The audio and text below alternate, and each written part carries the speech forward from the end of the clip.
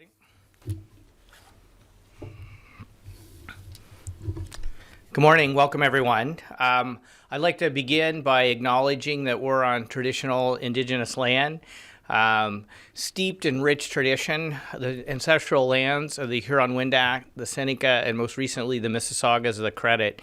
And it's my privilege to be a part of being a steward of this land for present and future generations. Today at Queen's Park, cash for access events are back, and it's wrong.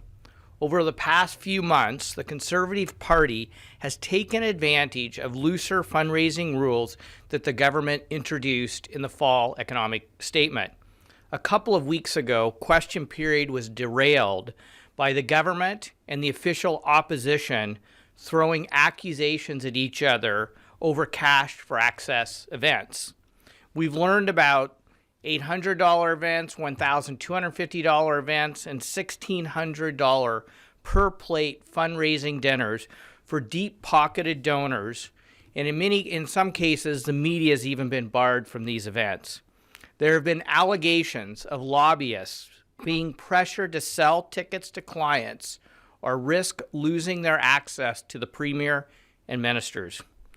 The allegations are so troubling that I've asked Elections Ontario to investigate if that was an attempt to do an end run around the ban on corporate and union donations.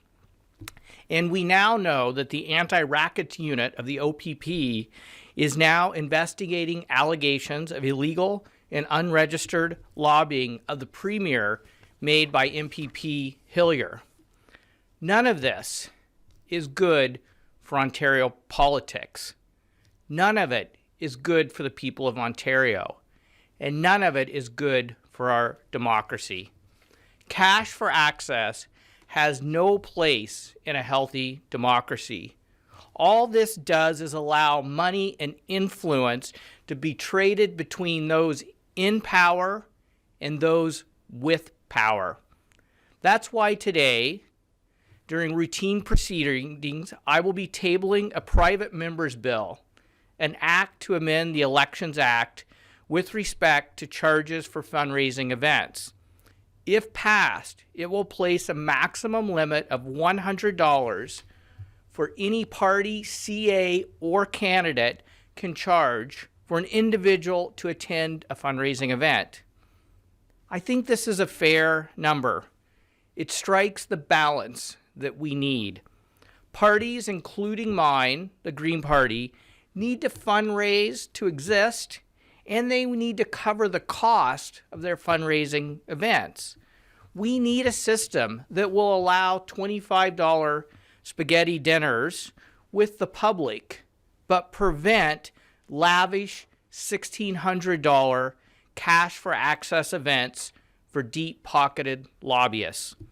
I believe it is crucial for Ontario to avoid the pay-for-play politics we were experiencing just a few years ago when cabinet ministers were given fundraising targets as high as $500,000.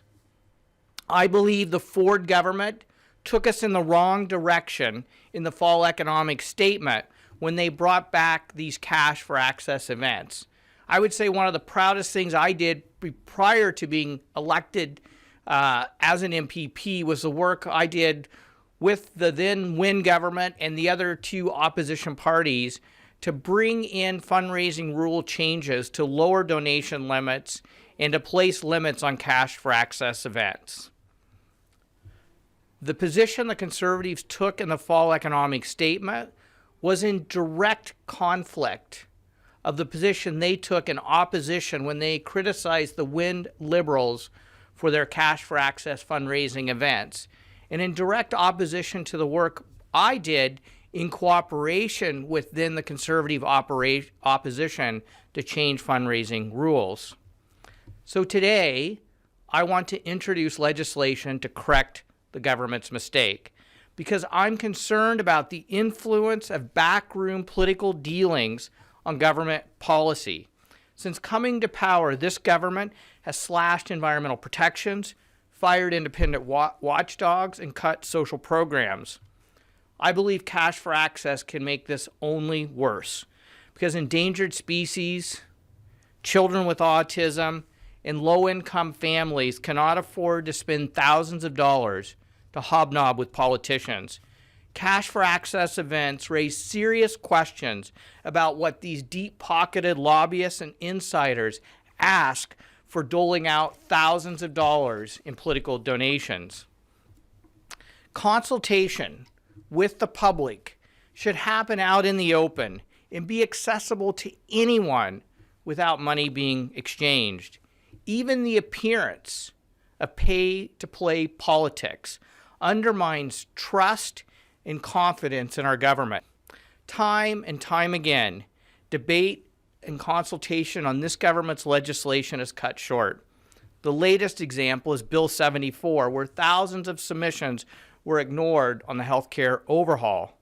So if they're not consulting with the public, are they consulting with lobbyists over $1,600 dinners?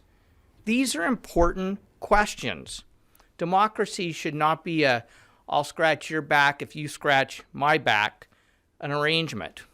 And democracy should be for everyone, not just those with deep pockets.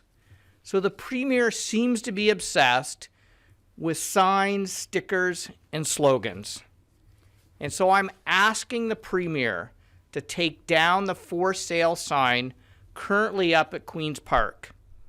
That's why I'm bringing forward this private member's bill to eliminate cash for access events. It's the right thing to do, and I'm asking the government and the opposition parties to support me in this effort. Thank you. I'm happy to answer any questions.